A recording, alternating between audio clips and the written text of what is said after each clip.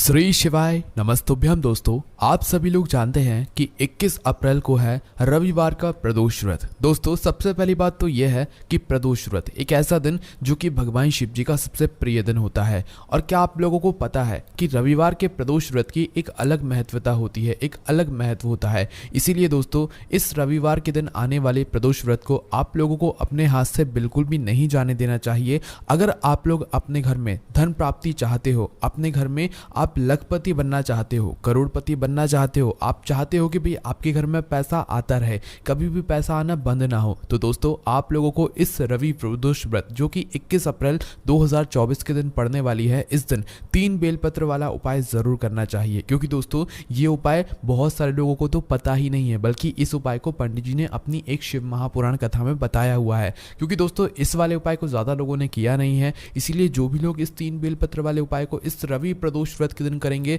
सीधी सी बात है भाई, उस उपाय का जो फल है वो आप लोगों को बहुत ही जल्दी मिलेगा और बहुत बड़ा होकर मिलेगा। क्योंकि इस उपाय के बारे में ज्यादा लोगों को पता नहीं है, इसीलिए आप लोगों को ये 3 बेलपत्र वाला उपाय जरूर करना है। आप लोग टेंशन बिल्कुल मत लेना, अगर 3 बेलपत्र नहीं भी मिले ना तो भी हम आपको बताएंगे कि आपको 3 बेलपत्र कहां से बहुत आसानी से मिल जाएगी और आप इस वाले उपाय को कैसे कर सकते हो। देखो, उससे पहले हम आपको ये बात भी बता दें, अगर आपके घर में कोई ऐसा है जिसका व्यापार बिजनेस नहीं चल रहा है, या उसके पास पैसा नहीं आ रहा है, या घर में पैसा बिल्कुल भी नहीं आ रहा है ना, घर में मतलब माता लक्ष्मी जी आपसे प्रसन्न ही नहीं है, तो भाई आप लोगों को ये वाला उपाय जरूर करना चाहिए। तो चलो दोस्तों, जानते हैं इस वाले उपाय को आखिर करना किसको है, किस समय करना है, कहाँ पे करना है और कैसे करना है। सबसे पहली चीज दोस्तों, हम लोग यही समझते हैं कि इस वाले उपाय को आखिर करना किसको है। तो देखो, इस 3 बेलपत्र वाले उपाय को इस रवि प्रदोष व्रत के दिन आप लोगों को किसको करना है, घर की जो बड़ी माताएं बहनें होती हैं, उन माताओं बहनों में से किसी भी एक माता बहन को इस वाले उपाय को करना है। ठीक है, अगर किसी कारणवश घर में माताएं बहनें इस उपाय को ना कर पा रही हो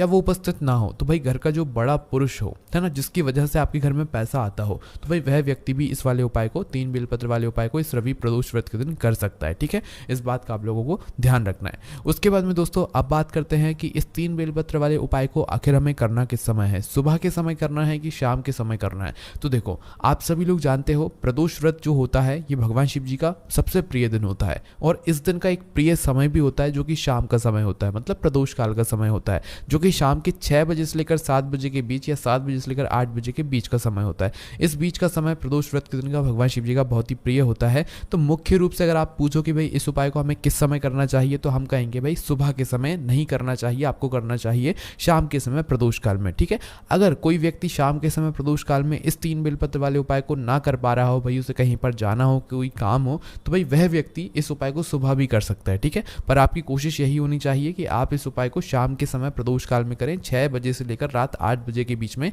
कभी भी। ठीक है, और 8 से थोड़ा बहुत लेट भी हो जाए तो भी कोई दिक्कत वाली बात नहीं है, आप उपाय को कर सकते हो। ठीक है, उसके बाद में दोस्तों अगला जो सवाल आता है वो ये है कि इस 3 बेलपत्र वाले उपाय को आखिर हमें करना कहाँ पर है। तो देखो, हम आपको बता दें, इस 3 बेलपत्र वाले उपाय को आपको 2 जगह पर करना है। ठीक है, पहला तो भगवान शिव जी के मंदिर में, और दूसरी जो जगह होगी वो होगी बेलपत्री का पेड़, है ना। सिर्फ ये 2 जगह होंगी जहां पर आपको इस 3 बेलपत्र वाले उपाय को करना है। 2 उपाय नहीं है, एक ही उपाय है, पर होंगे ये 2 जगह पर, जो कि हमने आपको बता ही दिया है ना। तो इसके बाद में दोस्तों अब हम समझते हैं कि इस 3 बेलपत्र वाले उपाय को आखिर आपको करना कैसे है ना। तो देखो, सबसे पहली चीज यहाँ पर ये निकल कर आती है कि भाई ये 3 बेलपत्र अगर हमें मिल जाती हैं तो बहुत अच्छी बात है। और कोशिश भी आपकी क्या होनी चाहिए कि ये 3 बेलपत्र आपको खुद से मिल जाए, या आप कहीं से खरीद कर ले आओ, कुछ भी करो, पर आप अपने परिश्रम से इन 3 बेलपत्र को लेकर आ जाओ। पर हो सकता है भाई आप उपाय को बहुत लेट सुन रहे हो और आपको एकदम से उपाय करना है, भाई नहीं हमें तो उपाय करना है, तो भाई उस जगह पर आप लोग एकदम से बेलपत्र कहाँ से लेकर आओगे, ना आपको कोई बेचने वाला मिल रहा है, ना कहीं से मिल रही है। तो भाई उस जगह पर आप लोगों को ये काम करना है कि आप लोगों को उपाय की जो सामग्री है, मतलब वो तो आप लोगों के पास नहीं होगी, साथ में जो पूजन सामग्री है वो अपने साथ में रखकर शिव जी के मंदिर पहुंच जाना है, और शिव जी की शिवलिंग के ऊपर जो बेलपत्र चढ़ी हुई हो उनमें से 3 अच्छी सी बेलपत्र आप लोग निकाल लेना। ठीक है, और उन 3 बेलपत्रों को धो लेना। धोने के बाद फिर उपाय के लिए आप लोग इस्तेमाल करना। ये उन लोगों के लिए बात है जिन लोगों को भाई पूरी कोशिश करने के बाद भी बेलपत्र ना मिले। 3 बेलपत्र ही आपको लेनी है, ना 3 से ज्यादा लेनी है, ना 3 से कम लेनी है। इस बात का भी आप लोगों को ध्यान रखना है। तो चलिए दोस्तों, अब बात करते हैं अगली सबसे महत्वपूर्ण चीज की कि भाई इस 3 बेलपत्र वाले उपाय को हमें करना कैसे है। उससे पहले हम आपको ये बात भी बता दें कि उपाय की जो सामग्री है वो मात्र 3 बेलपत्र है। तो ऐसा नहीं मत करना कि आप सिर्फ और सिर्फ 3 बेलपत्र लेकर भगवान शिव जी के मंदिर पहुंच जाओ, है ना। इसके साथ में आपको कुछ पूजन सामग्री भी लेकर लेकर जरूर जानिए। वैसे हमने आपको उपाय को करने का जो समय है वो शाम का समय बताया, मतलब प्रदोष काल का समय बताया है। तो भाई प्रदोष काल में तो जल नहीं चढ़ता है। वैसे प्रदोष व्रत के दिन का जो प्रदोष काल का जो समय होता है, इस समय आप लोग जल चढ़ा सकते हो। अन्यथा नहीं भी चढ़ा पाओ तो भाई शाम के समय आप लोगों को एक दीपक तैयार करना है। जो दीपक होगा किस चीज का, आप लोगों का आटे का होगा, ठीक है। मिट्टी का ले रहे हो तो नया दीपक लेना पड़ेगा। उसके अंदर आप लोग रखोगे गोलबत्ती, ठीक है। फिर उसके अंदर डालोगे शुद्ध देसी गाय का घी, है ना। इस तरीके से इस दीपक को मात्र तैयार करना और इस दीपक के साथ में अपनी उपाय की सामग्री को तैयार करके शिव जी के मंदिर आप लोग पहुंच जाना। सुबह के समय कर रहे हो, अभी शाम के समय नहीं कर पा रहे हो तो सुबह के समय कर रहे हो तो 1 लोटा जल अपने साथ में कम से कम लेकर जाना।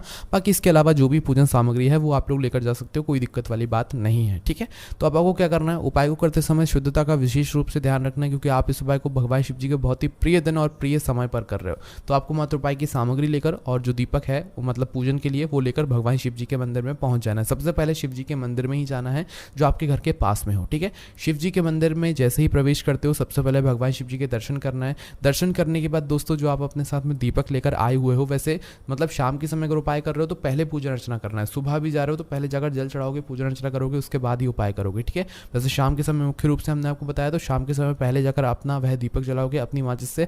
उस दीपक को जो है भगवान शिव जी की शिवलिंग के पास में रखोगे, ज्यादा पास में मत रखना, भगवान शिव जी को आंच ना लगे, इतना दूरी बनाकर आप लोग रख देना, ठीक है।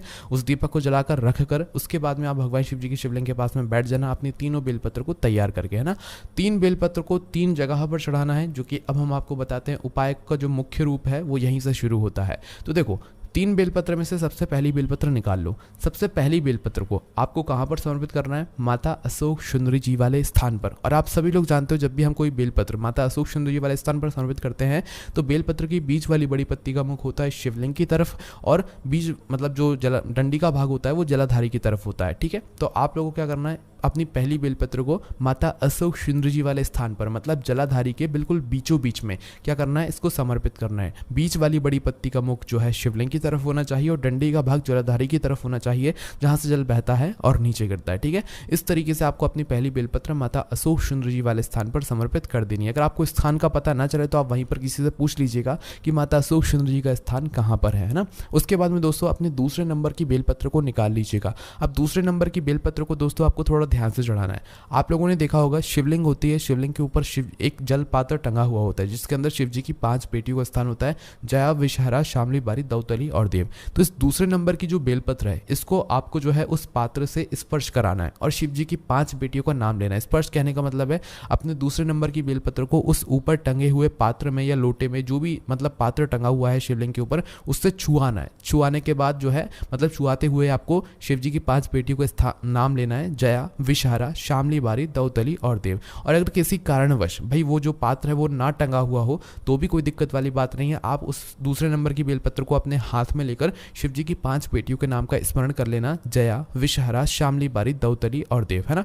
स्मरण करने के बाद इस बेलपत्र को क्या करना है, आप लोगों को भगवान शिव जी की शिवलिंग के ऊपर चढ़ाना है। कैसे चढ़ाना है, आप जिस तरफ से भी इस दूसरे नंबर की बेलपत्र को शिवलिंग पर चढ़ा रहे हो उस तरफ इस बेलपत्र की डंडी का मुख मत रखना, अपनी विपरीत दिशा में रखना। कहने का मतलब यह है कि बीच वाली बड़ी पत्ती का मुख आपकी तरफ होना चाहिए इस वाली बेलपत्र का और डंडी का मुख आपकी विपरीत दिशा में। आप इस साइड से चढ़ा रहे हो बेलपत्र तो भाई उस बेलपत्र की डंडी का भाग आपके सामने की तरफ होना चाहिए, मतलब बीच वाली बड़ी पत्ती का मुख आपकी तरफ करके अब फिर इस बेलपत्र को शिवलिंग के ऊपर चढ़ाना है, ठीक है। दूसरे नंबर की बेलपत्र भी यहाँ पर आपने समर्पित कर दी है। अब बात आती है तीसरे और आखिरी नंबर के बेलपत्र की। भाई इसको आपको ध्यान से सुनना है। हमने आपसे बोला था कि ये उपाय 2 जगह पर होगा, पहला तो शिव जी के मंदिर में और दूसरा बेलपत्र के पेड़ के नीचे। तो अब वही यहाँ पर बेलपत्र का पेड़ भी आएगा। तो तीसरे नंबर की जो बेलपत्र है ये आपको शिवलिंग में नहीं चढ़ानी, पर शिवलिंग में एक काम आपको करना है। देखो शिवलिंग होती है, शिवलिंग का एक कटी भाग होता है। कटी का भाग कहने का मतलब है कि जलाधारी होती है, जलाधारी पर जिस जगह पर जो शिवलिंग रखा हुआ होता है, जो कोलम गोल भाग होता है जो शिवलिंग का ही भाग होता है ना, जहां पर शिवलिंग रखा हुआ होता है जलाधारी के ऊपर, तो भाई उस कटी भाग पर आपको मात्र इस तीसरे नंबर की बेलपत्र को स्पर्श कराना है, ठीक है। क्या कराना है, स्पर्श मतलब छुआना है और कुछ भी नहीं करना है, समर्पित नहीं करना है। ये मात्र आप लोगों को शिवलिंग के जो कटी भाग होगा जलाधारी के पास में, भाई उस कटी भाग में मतलब शिवलिंग के इस तीसरे नंबर की बेलपत्र को आपको छुआना है, स्पर्श कराना है और स्पर्श कराने के बाद इस बेलपत्र को लेकर सीधा आपको किसी भी बड़े वाले बेलपत्र के पेड़ के नीचे पहुंच जाना है, ठीक है। और बड़े वाले बेलपत्र के पेड़ के नीचे पहुंचकर आपको क्या करना है, अपनी ये जो बेलपत्र है इस बेलपत्र को आपको उस बेलपत्र के पेड़ के नीचे समर्पित कर देनी है। पर यहाँ पर भी ध्यान में रखने वाली बात यह है कि इस बेलपत्र की डंडी का मुख कहाँ पर होना चाहिए, बेलपत्र के पेड़ की तरफ। इस बात का ध्यान रखना है ना, बेलपत्र के पेड़ की तरफ इस बेलपत्र की डंडी का मुख करके आप समर्पित कर देना और भगवान से आप अपने घर में धन प्राप्ति के लिए प्रार्थना कर लेना। ठीक है, तीसरे नंबर की बेलपत्र को समर्पित करने का विशेष रूप से आप लोग अपने घर में धन प्राप्ति के लिए प्रार्थना करना और भगवान से प्रार्थना करना कि आपके घर में कभी भी धन की, पैसों की कमी ना आए और हमेशा आपके घर में धन बढ़ता ही चला जाए। बाकी दोस्तों, इस उपाय को करने में अगर आपको कोई भी दिक्कत, समस्या, परेशानी आती है तो उसे आप उनसे कमेंट करके पूछ सकते हैं। ओम नमः शिवाय, जय भोले बाबा, श्री शिवाय, नमस्तुभ्यम।